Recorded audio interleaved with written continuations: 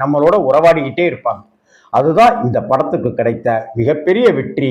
இந்த படைப்புக்கும் படைப்பாளர்களுக்கும் கிடைத்த வெற்றின்னு நான் பார்க்கிறேன்.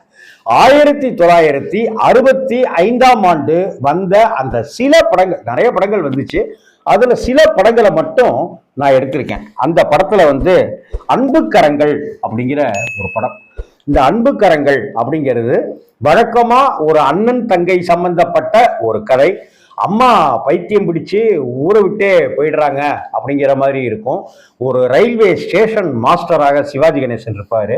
அந்த சிவாஜியை காதலிப்பவராக தேவிகா இருப்பாங்க. இப்படிப்பட்ட ஒரு கதை. இந்த கதைக்குள்ளார பாலாஜி வருவாரு. பாலாஜிக்கும் சிவாஜியினுடைய தங்கைக்கும் உண்டான காதல். அதன் பிறகு தங்கை எங்கேயோ போயிடுறாங்க அப்படிங்கிறது. தங்கை என்ன ஆனாங்க, தங்கையோட வாழ்க்கை இப்படி ஆயிடுச்சு அப்படிங்கிறதான். இதுலதான் ஒன்னா இருக்க கத்துக்கணும், இந்த உண்மையை சொன்னா